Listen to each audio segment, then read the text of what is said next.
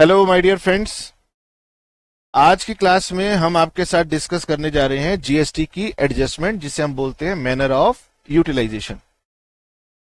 आपको जीएसटी के बारे में जरूर थोड़ी बहुत नॉलेज होगी, आजकल सभी को होती है। तो मैं एक बार जीएसटी के बारे में थोड़ा सा ब्रीफ कर दूंगा, फिर इसकी एडजस्टमेंट को डिस्कस करूंगा। तो जीएसटी के बारे में पहले मैं आपको एक छोटा सा इंट्रोडक्शन दे देता हूं। अगर कोई बिजनेस एंटिटी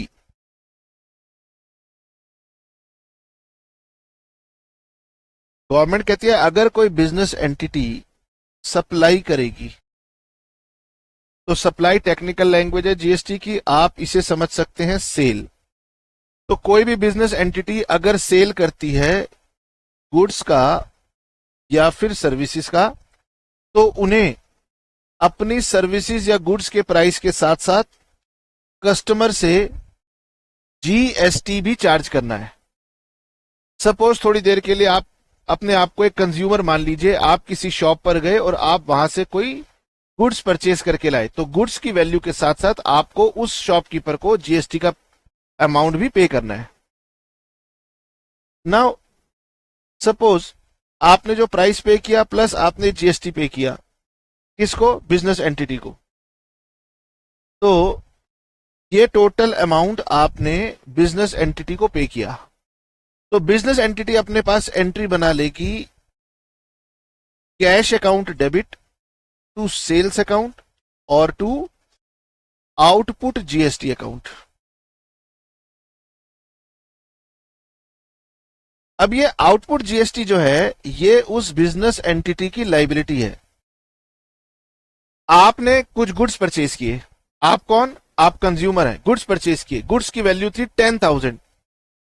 तो शॉपकीपर ने आपसे कहा 10,000 तो मेरे को गुड्स के दे दो, और 1800 अगर 18% जीएसटी, तो 1800 मुझे जीएसटी का भी आपको देना है। तो आप उसे 11,800 रुपीज पे करते हो। तो आपने बिजनेस एंटिटी को जीएसटी पे किया। अब ये जीएसटी उस एंटिटी को गवर्नमेंट के पास डिपॉजिट करना है। ये जीएसटी बिजनेस एंटिटी को गवर्नमेंट को पे करना होगा, इसीलिए ये हमारी यहां पर क्या बन गई? लाइबिलिटी बन गई। ठीक है, हम अकाउंटिंग बिजनेस एंटिटी के पॉइंट ऑफ व्यू से करते हैं, कस्टमर के पॉइंट ऑफ व्यू से नहीं करते, आप सभी को पता है। अब ये बिजनेस एंटिटी कहती है कि ये जो गुड्स मैंने बेचे हैं, कस्टमर को जो गुड्स मैंने सेल किए हैं, ये मैंने आगे गुड्स किसी से बाय भी किए थे, अपने सप्लायर से हमने ये गुड्स बाय किए थे। लेट अस सपोज ये गुड्स उसने 8,000 रुपीज के बाय किए थे, जो उसने आगे 10,000 रुपीज के सेल किए हैं। तो गवर्नमेंट कहती है कि जब आप भी गुड्स बाय करके आए होंगे, तो आपने भी उस 8,000 के ऊपर जीएसटी पे किया होगा एट द रेट ऑफ 18%, 1,440। तो बिजनेस एंटिटी जब गुड्स या सर्विसेज परचेज करती है, तो वो अपने पास एंट्री बनाएगी, purchase account debit, input GST account debit to supplier. अब इसे हम इनपुट जीएसटी को हम बुलाएंगे अपने पास एसेट्स, ये हमारा एसेट बनेगा। यानी जब हम सेल करते हैं, कस्टमर से जो जीएसटी बना वो हमने गवर्नमेंट को पे करना है।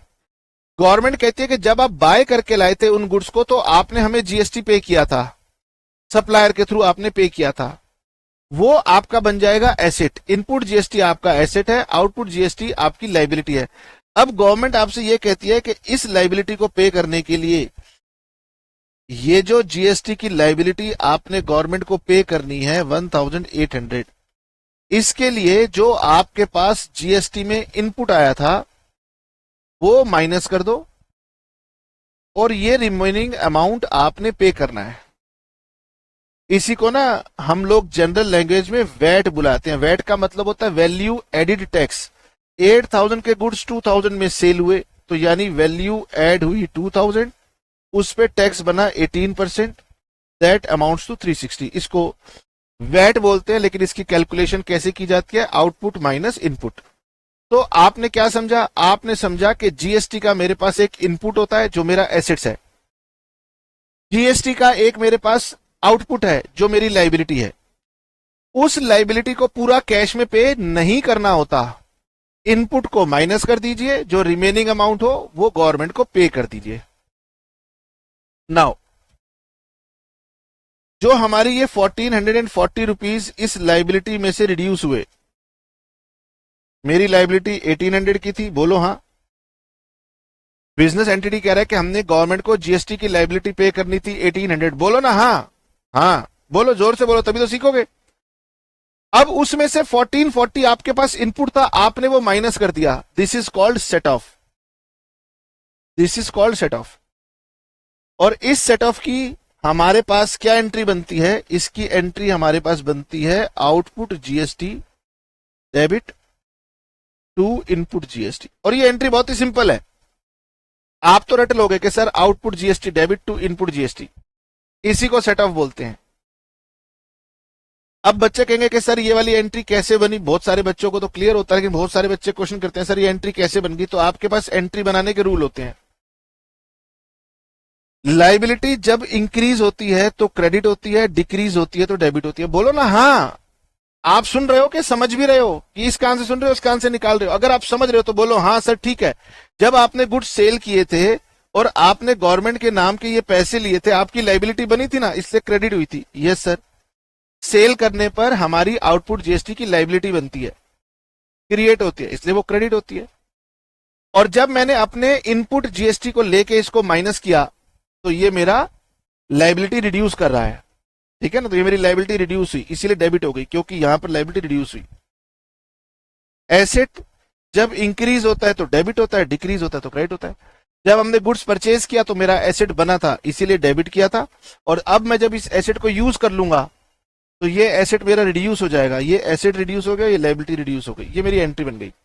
अब मैं ये नहीं कहता कि 5 मिनट में, ये 10 मिनट में ये बात आपको समझ में आ गई। अब मैं इसको थोड़ा सा आपके साथ दोबारा चर्चा करूंगा, ठीक है। जब ये समझ जाएंगे तो चैप्टर या ये टॉपिक हमारा कंप्लीट हो जाएगा। आइए जी वापस चलते हैं। जब भी आप सेल परचेज की ट्रांजैक्शन करते हैं तो उस सेल परचेज की ट्रांजैक्शन में जीएसटी इन्वॉल्व होता है, जिसको आप रिकॉर्ड करते हो। अभी मैंने बताया कि जब आप परचेज करोगे तो गवर्नमेंट कहती है कि परचेज के टाइम पर जो जीएसटी आपने दिया था वो हम आपके नाम से रख लेंगे, उसे हम इनपुट जीएसटी बोलेंगे, और बाद में आप हमसे उसका क्लेम ले लेना। तो जिस चीज का फ्यूचर में कोई इकोनॉमिक बेनिफिट मिलना हो वो मेरा एसेट बन जाता है। ये मेरा एसेट बन गया। बोलिए समझ में आ रही है? जब आप सेल करेंगे तो आप कंज्यूमर से कहेंगे कि तुम जीएसटी मुझे दो और वो जीएसटी मैं गवर्नमेंट को पे करूंगा। तो सेल के टाइम पर जो जीएसटी कंज्यूमर से आप लेते हो वो आपकी बन गई लाइबिलिटी। तो एक तो एंट्री होती है रिकॉर्डिंग की, सेल परचेज की एंट्री करोगे, परचेज में जीएसटी को डेबिट करना, सेल में जीएसटी को क्रेडिट करना। डेबिट को हम इनपुट नाम दे देते हैं, क्रेडिट वाली जीएसटी को हम आउटपुट जीएसटी का नाम दे देते हैं। खैर, हमें फाइनल अकाउंट्स प्रिपेयर करने हैं, हमें ट्रायल बैलेंस दिया हुआ है, हमें फाइनल अकाउंट्स प्रिपेयर करने हैं। फाइनल अकाउंट्स बनाते हुए ट्रायल बैलेंस जब आपको दिया हुआ होता है तो उस डेट पर आपको इनपुट और आउटपुट दोनों दिए हुए होते हैं। और जब हम अपने फाइनल अकाउंट्स बनाएंगे तो हमें इनपुट और आउटपुट को आपस में सेट ऑफ कराना है और नेट लाइबिलिटी को दिखाना है। तो जब आप फाइनल अकाउंट्स प्रिपेयर करते हो उस समय रिटर्न की भी डेट होती है, और रिटर्न की डेट जो होती है उन पर हमें अपना इनपुट आउटपुट को एडजस्ट करना पड़ता है। ये इनपुट आउटपुट एडजस्ट होगा, और जो इनपुट आउटपुट एडजस्ट होगा तो कई बार इनपुट कम होता है, कई बार आउटपुट कम होता है, इसे एडजस्ट करना पड़ता है। मैं सिखाऊंगा, इसको हम सेट ऑफ करते हैं और इसी को बोलते हैं manner of utilisation. Final accounts बनाते हुए हमें टेबल बनाने हैं, एडजस्टमेंट करनी है, एंट्रीज नहीं बनानी है। एंट्रीज को अलग से बुक ने डिस्कस किया हुआ है। आइए अब हम कुछ क्वेश्चन लेते हैं और उन क्वेश्चन की हेल्प से हम आपको बात को समझाने की कोशिश करेंगे। अब आप मेरे साथ साथ ना नोट भी करना, क्योंकि अगर आप नोट नहीं करोगे तो बात सुनोगे तो समझ में नहीं आएगी। ये देखिए, ये मैंने एक बिजनेस एंटिटी का डायग्राम बनाया। बिजनेस एंटिटी ने, चलिए मैं इससे पहले आपको 2 मिनट एक चीज और बता देता हूं, कुछ बच्चों को हो सकता है इसमें कंफ्यूजन हो। जो भी हमारी सेल परचेज की ट्रांजैक्शंस होंगी एज पर जीएसटी लॉ, वो 2 तरीके की होंगी। एक होगी स्टेट 1 टू स्टेट 2, यानी अगर आपने सेल परचेज की एक्टिविटी बिटवीन टू स्टेट्स की, मुझे जरा ये बता दो उसे हम क्या बोलते हैं? इसको हम नाम देते हैं इंटरस्टेट। इंटरस्टेट का मतलब एक स्टेट से दूसरी स्टेट में। यानी मान लीजिए आपने दिल्ली टू हरियाना गुड्स को सप्लाई करवाया, परचेज किया, सेल किया, जो मर्जी किया, तो गवर्नमेंट कहती है उस केस में जो जीएसटी का टैक्स इन्वॉल्व होगा उसका नाम होगा आईजीएसटी। अगर दो स्टेट्स के बीच में गुड्स की मूवमेंट हुई है, सर्विसेज की मूवमेंट हो रही है या सर्विसेज सप्लाई हो रही है, तो आपको जो टैक्स लगाना है वो लगाना है आईजीएसटी। ओके। दूसरे तरह की हमारी जो ट्रांजैक्शंस होती हैं वो होती हैं स्टेट टू स्टेट। इसको हम बोलते हैं इंट्रा स्टेट। इंट्रा का मतलब सेम स्टेट में, इंट्रा मीन्स सेम स्टेट में। इसका मतलब ये हो गया कि आपने गुड्स दिल्ली टू दिल्ली या Maharashtra to Maharashtra, Gujarat to Gujarat, same state के अंदर अगर आपकी गुड्स की मूवमेंट हुई है तो उस केस में आपको क्या करना है, जो जीएसटी आपको चार्ज करना है वो होगा सीजीएसटी और एसजीएसटी। अगर हमारा आईजीएसटी सपोज करते हैं हमारी गुड्स या सर्विस के ऊपर ये 18% है, तो ये 9% और 9% होता है। ठीक है। इसका मतलब ये हो गया कि मैंने यहां पर जो जीएसटी आपके सामने चार्ट में लिखा था, इसके 3 नाम होते हैं, आईजीएसटी, सीजीएसटी, एसजीएसटी। तो मेरे 3 तरह के इनपुट होते हैं, आईजीएसटी, सीजीएसटी, एसजीएसटी। 3 तरह के आउटपुट होते हैं, आईजीएसटी, सीजीएसटी, एसजीएसटी।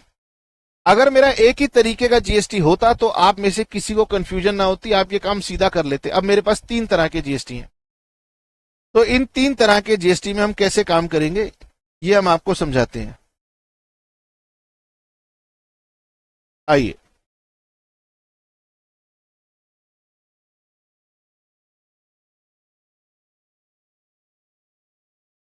अब मैं आपके सामने में एग्जांपल ले रहा हूं। एक पर्सन, ये हमारी बिजनेस एंटिटी है। मैं 2 3 4 छोटे छोटे एग्जांपल लूंगा, उन छोटे छोटे एग्जांपल से आपको एक एक पॉइंट समझाऊंगा और फिर उन सबको मिक्स करके पूरी पिक्चर आपके सामने रखूंगा। अब ये जो बिजनेस एंटिटी है, इस एंटिटी ने अपनी स्टेट में गुड्स बाय किए हैं, सेम स्टेट में गुड्स को परचेज किया है, मान लेते हैं 2 लाख रुपीस का। अगर इन्होंने गुड्स परचेज किए हैं तो इनके पास जो टैक्स लगा होगा वो सीजीएसटी और एसजीएसटी का लगा होगा। और मैं अपने एग्जाम्पल में टैक्स का रेट फ्लैट 18% मान के चल रहा हूं आपको समझाने के लिए। तो दैट मीन सर 9% ये लगा होगा और 9% ये लगा होगा। बोलो हाँ। तो 2 लाख का 9%, यानी 18,000 का सीजीएसटी है, 18,000 का एसजीएसटी है। अब इस बिजनेस एंटिटी ने गुड्स भी सेम स्टेट में सप्लाई किए, दिल्ली से परचेज किया और दिल्ली में ही सेल किया।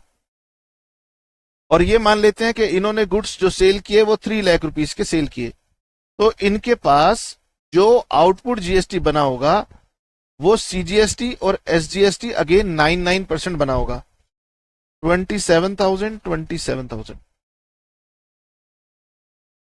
अब आपको जो क्वेश्चन में ट्रायल बैलेंस गिवन होगा, उस ट्रायल बैलेंस में लिखा होगा input CGST 18,000, input SGST 18,000, output CGST, output SGST 27,000।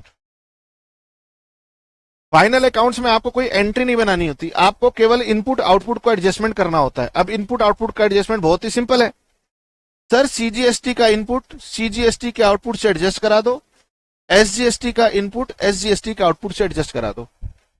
इसका मतलब ये इसमें से माइनस हो जाएगा, ये इसमें से माइनस हो जाएगा, और फाइनली हमारा जो पेबल बनेगा, हमारा पेबल बनेगा सीजीएसटी 9,000, एसजीएसटी 9,000।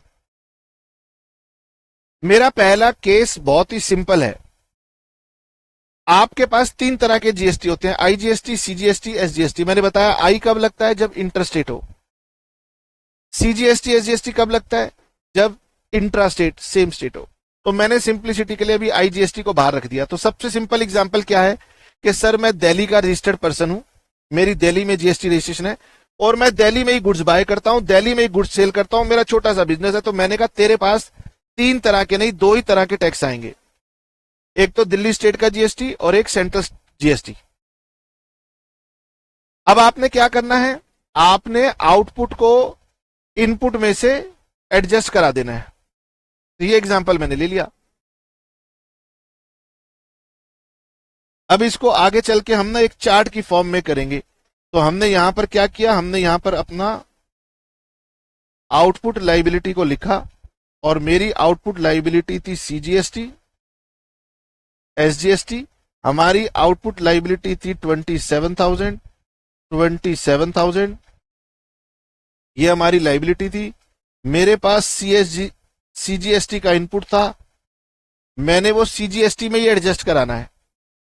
और मेरे पास एसजीएसटी का इनपुट था, तो वो मैंने एसजीएसटी में एडजस्ट कराना है।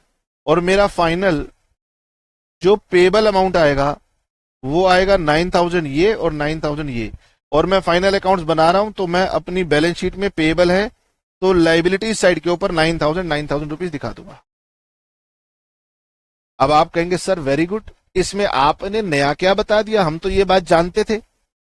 मैंने कहा यस, जब मैं सब पढ़ा देता हूं तो बच्चे यही कहते हैं सर हम जानते थे, उससे पहले बच्चों को बहुत दिक्कत हो रही होती है। अब इसमें मैंने आपको ये बताया सीजीएसटी और एसजीएसटी ये दोनों आपस में कभी भी क्रॉस यूटिलाइजेशन नहीं हो सकता। इन दोनों में कभी भी क्रॉस यूटिलाइजेशन नहीं हो सकता, यानी ये यहां पर एडजस्ट नहीं हो सकता। सीजीएसटी का इनपुट यहां एडजस्ट हो सकता है, यहां पर एडजस्ट नहीं हो सकता। सर एसजीएसटी यहां एडजस्ट हो सकता है लेकिन सीजीएसटी में एडजस्ट नहीं हो सकता, यानी सीजीएसटी का इनपुट एसजीएसटी के साथ एडजस्ट मत कर देना और एसजीएसटी का इनपुट सीजीएसटी की लायबिलिटी के साथ एडजस्ट नहीं कर देना। Rule number 1। बोलिए समझ में आ गया कि सीजीएसटी एसजीएसटी के इनपुट आउटपुट आपस में एक दूसरे के साथ क्रॉस यूटिलाइजेशन नहीं हो सकता। एक बात हमने आपको बता दी। चलिए अब दूसरा एग्जांपल को चेंज करता हूं।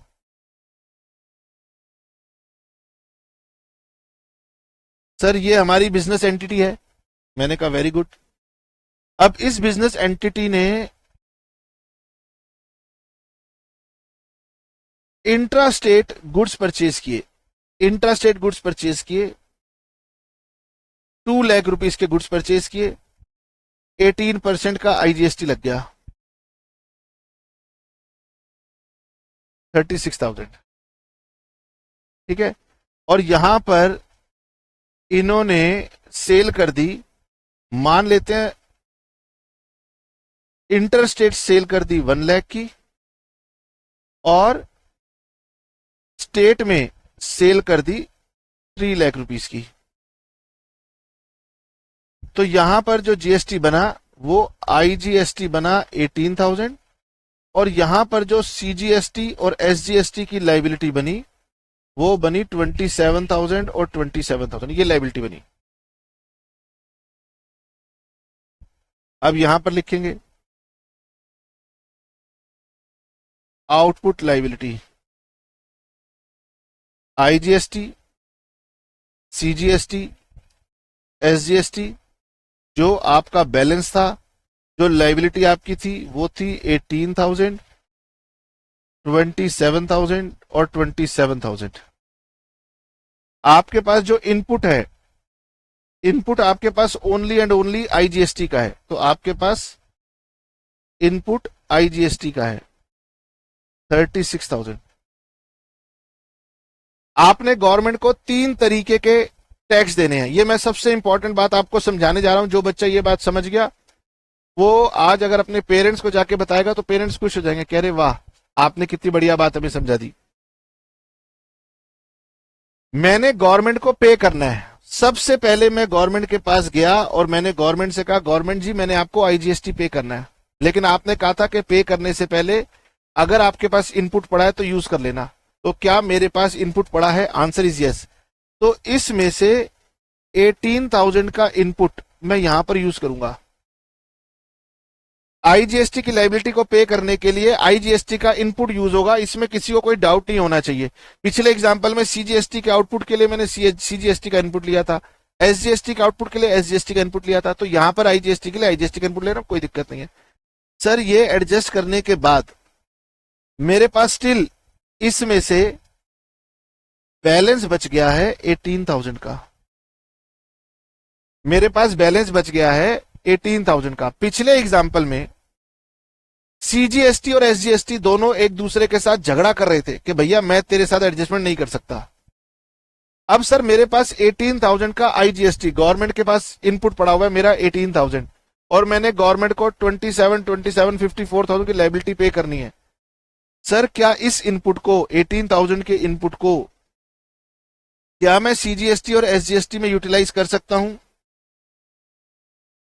Answer is yes. ये जो बैलेंस है, दिस बैलेंस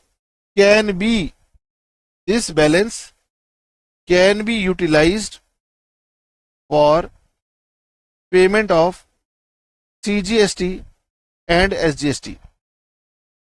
ठीक है, अब आप नोट मत करना, अभी आप सुनना। मैंने आपको एक बात बता दी कि अगर आईजीएसटी की इनपुट से आईजीएसटी की आउटपुट आपने पे कर दी, एडजस्ट कर दी, और आपके पास इनपुट का बैलेंस बचा हुआ है, ध्यान से सुनना, आपके पास आईजीएसटी का इनपुट बैलेंस बचा हुआ है, क्या सर वो सीजीएसटी और एसजीएसटी की लाइबिलिटी में एडजस्ट हो सकता है? Answer is yes. गवर्नमेंट ने कहा यस, ये हो सकता है। अब नोट नहीं करना, सिर्फ सुनना।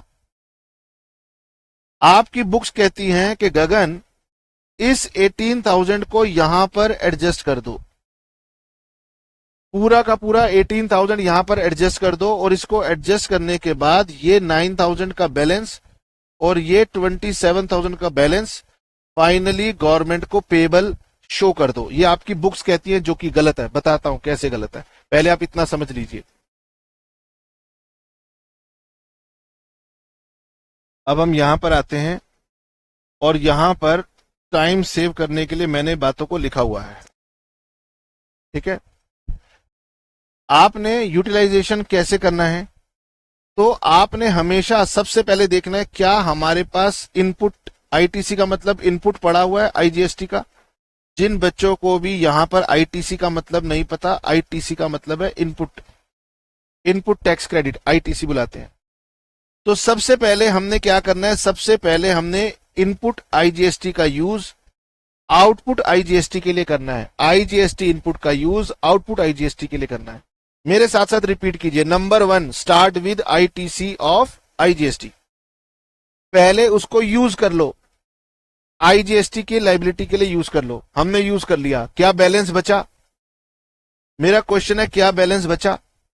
यहां पर देखिए, यस सर हमारे पास बैलेंस बचा, ये बैलेंस बचा। आपकी बुक कहती है गगन इस बैलेंस को हम कहां पर यूज करेंगे? सीजीएसटी में। आपकी बुक कहती है, मैं क्या कह रहा हूं सुन लीजिए, कि बैलेंस अगर बच जाता है shall be utilised towards payment of CGST और एसजीएसटी।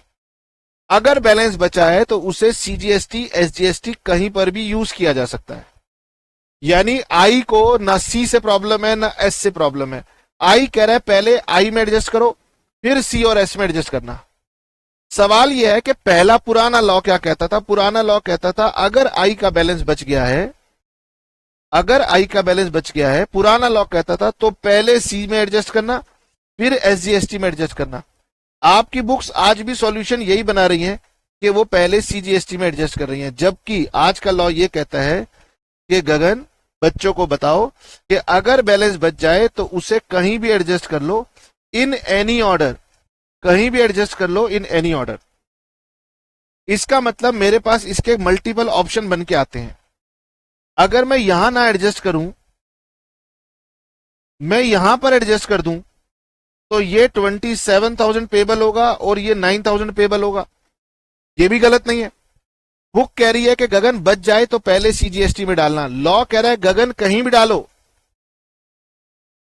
चाहे सीजीएसटी में डालो चाहे एसजीएसटी में डालो।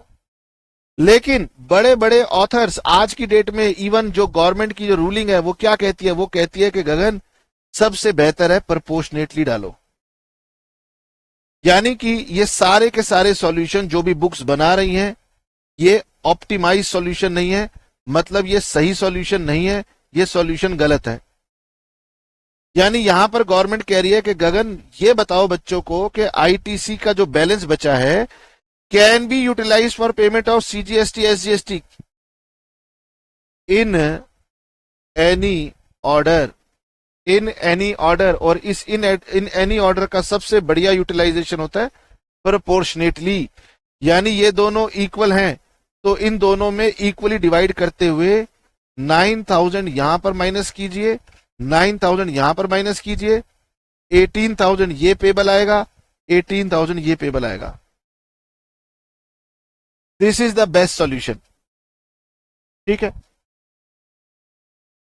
अभी मेरी बात खत्म नहीं हुई, मैंने आपको सबसे मेन बात समझा दी, अब बची हुई बातें आपको बतानी है। ठीक है sir,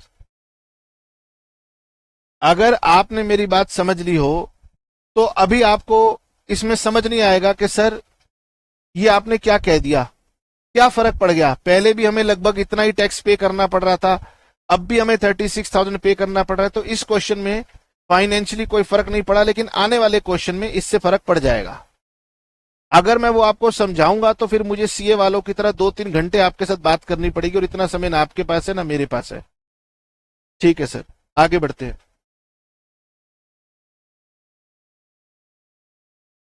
this is my point number 1। Point number 1 मैं फिर से रिकॉल करता हूं कि अगर आपके पास आईजीएसटी का इनपुट है तो पहले उसको आईजीएसटी की लाइबिलिटी में एडजस्ट करो, फिर जो बैलेंस बच जाए उसे इन दोनों में प्रोपोर्शनेटली एडजस्ट आपने करना है। बुक ऐसा नहीं करेगी, मैं आपको बता रहा हूं, this is the real position, ऐसा होना चाहिए। आपकी बुक्स में अगर नहीं दिया हुआ तो वो पुराना लॉ है, नया लॉ यही है। फिर जो आपका आंसर आएगा ये सबसे बेस्ट आंसर कहलाता है। नेक्स्ट एग्जाम्पल, आपके पास इनपुट आईजीएसटी है 20,000, आपके पास इनपुट सीजीएसटी है 30,000, आपके पास इनपुट एसजीएसटी है 30,000। आपने आउटपुट आईजीएसटी पे करना है 10,000, आपने आउटपुट सीजीएसटी पे करना है लेट अस सपोज 45,000, और आपने आउटपुट एसजीएसटी पे करना है 45,000। ठीक है, अब क्या आप इसका सॉल्यूशन बना सकते हैं? आपको ट्राई करना पड़ेगा। अगर आप ट्राई करेंगे तो यकीन मानिए आपकी लर्निंग बेहतर होती जाएगी। अरे सर आप ही बनवा दो, हमें तो डर लगता है। मैंने कहा लो कितना आसान है, यहां लिखो output GST liability, IGST, CGST और एसजीएसटी। बताइए आपके जो बैलेंस पेबल हैं 10,000, 45,000 और 45,000। मैंने आपको बताया था कि सबसे पहले आपने आईटीसी ऑफ आईजीएसटी लेना है, जो कि आपके पास कितना था 20,000, तो इसमें से 10,000 रुपीज आपने यहां एडजस्ट कर दिया। ये जो बैलेंस 10,000 आपके पास बच गया, मुझे बताओ वो आप कहां पर एडजस्ट करोगे? जो बैलेंस 10,000 बच गया वो आप कहां पर एडजस्ट करोगे?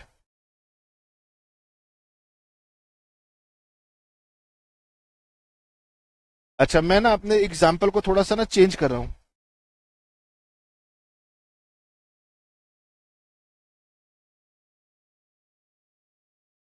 मैं इस एग्जाम्पल को कर देता हूं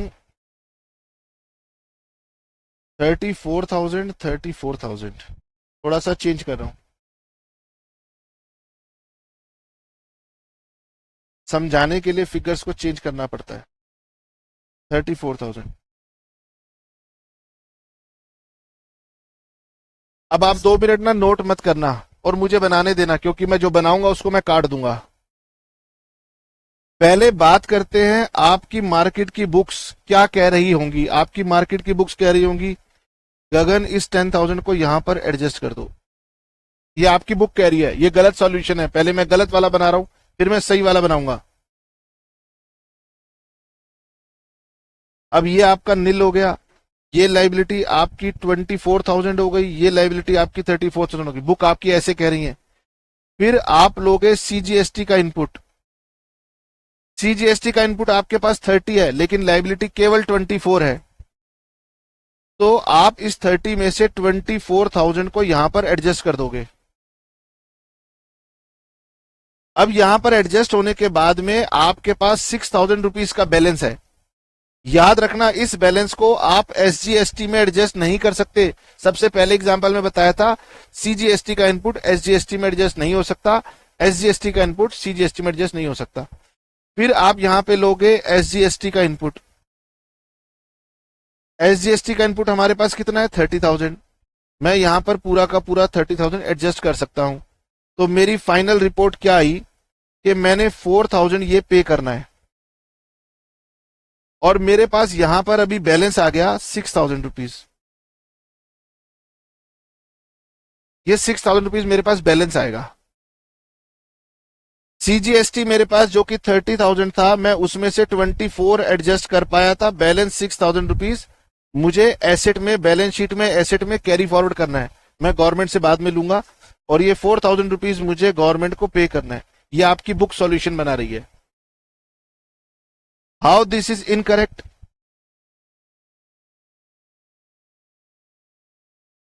हाउ दिस इज इनकरेक्ट? मैं समझता हूं कि आपने इसका स्क्रीनशॉट ले लिया है। आप चाहें तो मैं इसी के ऊपर करेक्शन कर देता हूं। बुक ने ये गलत किया। ये 10,000 हमें लेना चाहिए था प्रोपोर्शनेटली। अगर मैं प्रोपोर्शनेटली लेता तो 5,000 यहां एडजस्ट होता और 5,000 यहां एडजस्ट होता। जो ग्रीन कलर से ले रहा हूं वो सही है। अब मेरी जो लाइबिलिटी बनती वो 29,000 यहां आती, 29,000 यहां पर आती, ठीक है। और मेरे पास जो 30,000 का इनपुट यहां था, 30 का इनपुट यहां था, 29 यहां यूज होता, 29 यहां यूज होता, और मेरे पास 1,000 यहां रिसीवेबल आता और 1,000 यहां रिसीवेबल आता।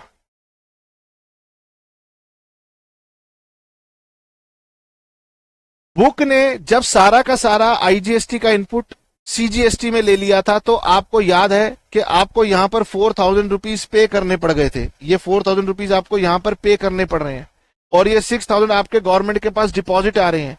क्या फायदा? लेकिन जब हमने उसका ऑप्टिमम यूटिलाइजेशन किया, प्रोपोर्शनेटली डिस्ट्रीब्यूट किया, तो आपने देखा कि हमारे पास क्या रिजल्ट आया कि हमें कोई भी टैक्स नहीं पे करना पड़ा। This is the recent law, new law, amended law. आइए जी, इतनी सारी चर्चा करके मैंने आपको पॉइंट नंबर 1 समझाया। एक बार मेरे साथ पॉइंट नंबर 1 को जरा रिपीट कर दो। पॉइंट नंबर 1 कह रहा है कि आईजीएसटी का इनपुट आईजीएसटी के आउटपुट को एडजस्ट करेगा। अगर बैलेंस बच गया तो आप उसे प्रोपोर्शनेटली यूज करेंगे सीजीएसटी और आईजीएसटी में। ये आपको बेस्ट सॉल्यूशन देगा, और यही लॉ कहता भी है। जहां पर बुक ने ये नहीं किया हुआ वो आपका ओल्ड लॉ है, जो कि आज की डेट में वैलिड नहीं है, तो वो सॉल्यूशन आपके एक तरीके से गलत है। ठीक है सर, आगे बढ़ते हैं।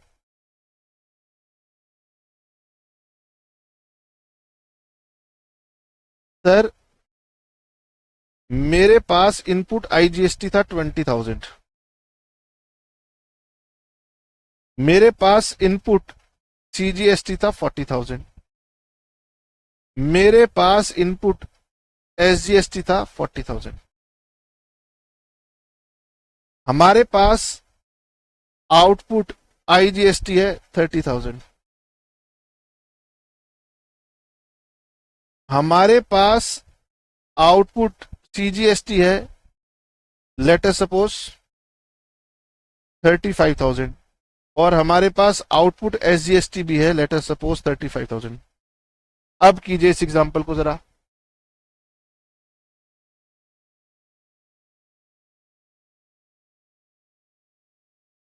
आइए जी, चार्ट बनाते हैं। यहां पर आईजीएसटी, सीजीएसटी और एसजीएसटी। अब हमारे पास 3 तरह के टैक्स हैं, 3 तरह के आउटपुट हैं, 3 तरह के इनपुट है, तो there are multiple permutation combination possible.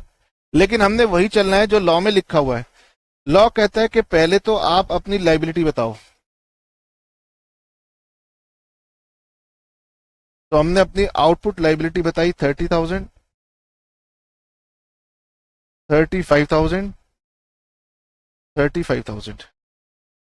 ठीक है, मुझे बताओ अगर आपने जो अभी तक पढ़ा है उससे आपने क्या समझा है। मैंने इन तीनों के बैलेंसेस यहां पर शो कर दिए। अब मुझे बताओ इन तीनों में से सबसे पहले कौन सा इनपुट लिया जाता है। तो आंसर इज सर, सबसे पहले आईजीएसटी का इनपुट लिया जाता है, जो कि मेरे पास था 20,000। पूरा का पूरा एडजस्ट हो जाएगा। अब हमारे पास जो न्यू लाइबिलिटी का बैलेंस आया, तो 10,000 आईजीएसटी का पे करना है, 35,000 सीजीएसटी का पे करना है, और 35,000 मुझे एसजीएसटी का पे करना है। अब गवर्नमेंट कहती है एक बार आईजीएसटी आपका कंप्लीट हो जाए, एक बार आईजीएसटी आपका फिनिश्ड हो जाए, तब आप सीजीएसटी का इनपुट लेना। अब सीजीएसटी के इनपुट को सबसे पहले सीधा सीधा सीजीएसटी के आउटपुट से एडजस्ट कराना। अब मेरे पास सीजीएसटी का इनपुट है 40,000, तो मैं सारा का सारा 35,000 यहां पर एडजस्ट करूंगा। सीजीएसटी के इनपुट को पहले सीजीएसटी के आउटपुट में एडजस्ट करना है। आपके मन में यह आ रहा होगा कि सर अभी तो आईजीएसटी पेंडिंग है। गवर्नमेंट कहती है यस, अगर ये पूरा हो जाए और आपके पास बैलेंस बच जाए तो आप आईजीएसटी में एडजस्ट कर लेना। आप कह सकते हो सर ये बैलेंस क्या एसजीएसटी में भी जा सकता है? तो अभी अभी आपको बताया था सीजीएसटी एसजीएसटी के साथ क्रॉस यूटिलाइज नहीं हो सकता।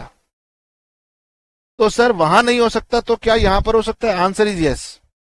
तो ये जो आपका 5,000 बचा, इस 5,000 को आप यहां पर ले आना। ऐसा लॉ में लिखा हुआ है। जब ये आप कर लोगे तो लास्टली आपने एसजीएसटी का क्रेडिट लेना है 40,000, और एसजीएसटी के क्रेडिट को भी पहले आपने अपने एसजीएसटी में एडजस्ट कराना है। करा दिया सर। इसे करने के बाद जो आपके पास बैलेंस बच जाए वो बैलेंस आपने यहां पर यूज कर लेना है।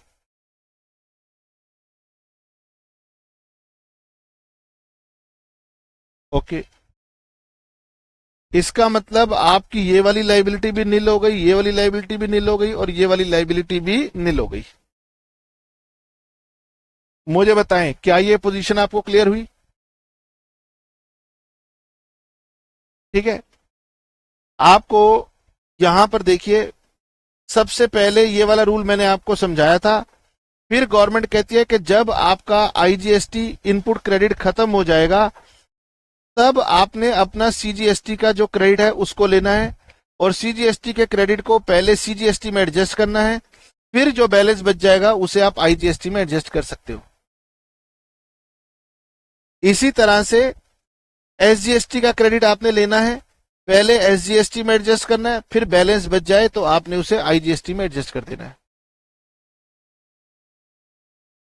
ठीक है, और आपको यह बात याद रखनी है कि जो भी आपका सीजीएसटी और एसजीएसटी है वो आपस में कभी भी उनका क्रॉस यूटिलाइजेशन अलाउड नहीं है।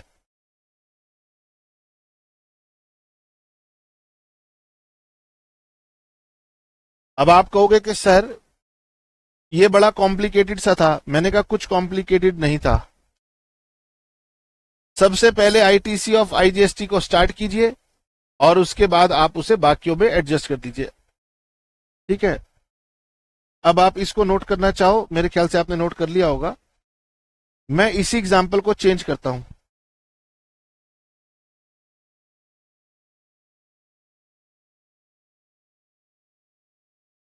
और इस एग्जाम्पल में समय बचाने के लिए कि आपको चीजें याद हो जाएं,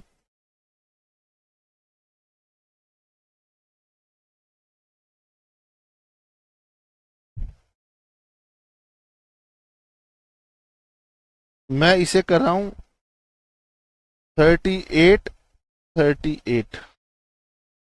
अब आप कीजिए। सबसे पहले यहां पर लाइबिलिटी लिखेंगे 30,000, 38,000, 38,000। सबसे पहले हमेशा आईटीसी ऑफ आईजीएसटी लेना है,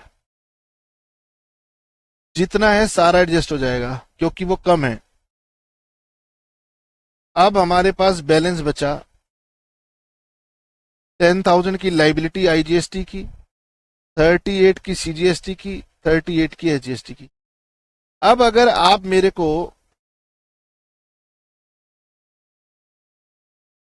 आईटीसी ऑफ सीजीएसटी 40,000 और आईटीसी ऑफ एसजीएसटी 40,000 ये एडजस्ट करके बता दो तो मुझे पता लग जाए कि आपको मेरी बात समझ में आई या नहीं आई। अगर आपसे नहीं बना तो कोई घबराने की बात नहीं है, गलती करके ही इंसान के माइंड के अंदर रूल एडजस्ट होता है। सर इसमें से 38,000 यहां एडजस्ट होगा और इसमें से 38,000 यहां एडजस्ट होगा, यानी ये यहां एडजस्ट होगा, ये यहां होगा और इन दोनों में जो 2,000 बैलेंस बचा हुआ है वो यहां पर एडजस्ट होंगे। आईटीसी को एडजस्ट करेगा, बच गया तो सीजीएसजीएसटी में जा सकता है, दोनों में जा सकता है। लेकिन सीजीएसटी एसजीएसटी अपने आप को एडजस्ट करने के बाद अगर बैलेंस बच गया तो वो केवल आईजीएसटी में जा सकते हैं। That is the rule. यानी फाइनली सर ये 6,000 पेबल आ गया, ये नील हो गया और ये नील हो गया, ये आपका पेबल आ गया।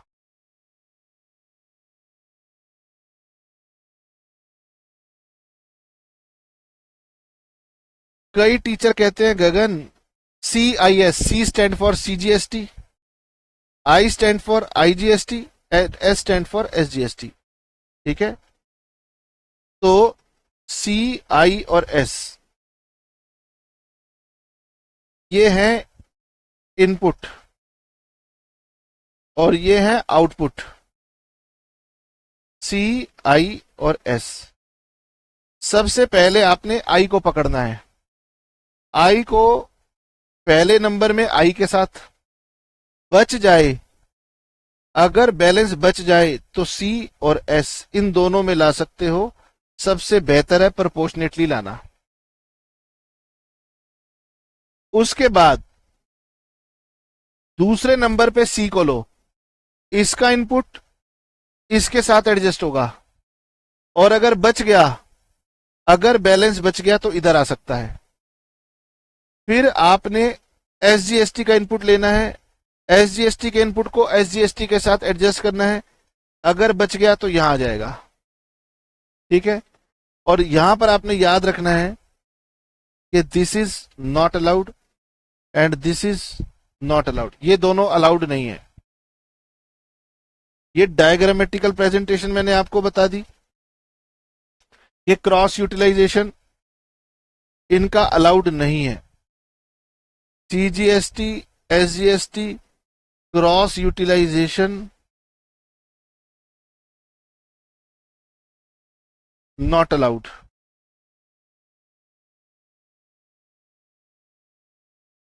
अब इसी बात को मैंने यहां पर लिख के दिया है, आप पढ़ के देखिएगा। स्टेप नंबर 1, स्टेप नंबर 2 और स्टेप नंबर 3, मैंने ये तीनों बातें लिख करके आपको बताई हैं। ये चार्ट बना के आपको दिखाया है। आपकी बुक्स के आंसर गलत हैं, आप कहोगे सर कैसे गलत हैं, तो इसलिए मैंने आपको ओरिजिनल जो जीएसटी का लॉ है वो समराइज करके दे दिया है, जिससे कि आप अपने पेरेंट से, टीचर से, प्रोफेसर से, चार्टर्ड अकाउंटेंट से, सीनियर से, जिन्हें इसका लॉ, लेटेस्ट टैक्सेशन लॉ पता है, उनसे आप कंफर्म कर सकते हो कि जो मैंने कहा है वो एकदम सही है। फिर मैंने जो आपको सिखा दिया है उनसे रिलेटेड मैंने आपको एग्जाम्पल दिए हैं। ठीक है, अब आप इन एग्जाम्पल्स को पढ़ के देखिएगा कि आपको ये एग्जाम्पल समझ में आते हैं या ये एग्जाम्पल आपको समझ में नहीं आते हैं। तो मैंने एक एग्जाम्पल दिया है, इसमें तीनों तरह के इनपुट आउटपुट हैं। ये थोड़ा सा कॉम्प्रिहेंसिव हो गया, इसमें सब कुछ कवर हो गया। और फिर उसके बाद मैंने आपको और भी 2-3 एग्जाम्पल छोटे छोटे से बना करके दिए हैं। इन्हें अगर आप पढ़ेंगे आपको बात मेरी बिल्कुल अच्छे से क्लियर हो जाएगी। ठीक है, उसके बाद जनरल एंट्रीज की बातें फाइनल अकाउंट्स में करनी नहीं होती, लेकिन वो भी मैंने आपके रेफरेंस के लिए जनरल एंट्रीज दे दी। तो जनरल एंट्रीज के लिए आप जैसे भी करना चाहें वो मैंने आपको दे दी है।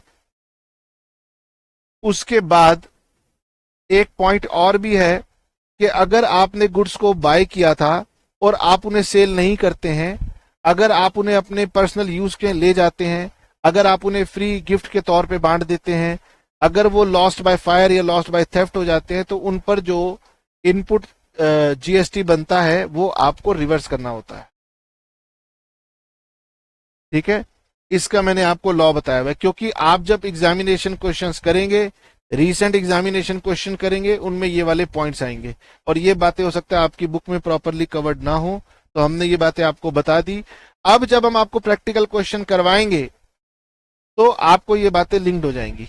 अब आप कहें कि सर ये डिफिकल्ट है, तो मैं आपको ये बता दूं कि ये वो राज है जो कि आप चार्टर्ड अकाउंटेंट से पूछेंगे, जिन्हें आप फीस देते हैं, तो वो भी बताने से पहले कतराएंगे, कहेंगे छोड़ो, एक तो ये कॉम्प्लिकेटेड है और दूसरा ये अगर मैं क्लाइंट को बता दूंगा तो वो फिर मेरे पास नहीं आएगा।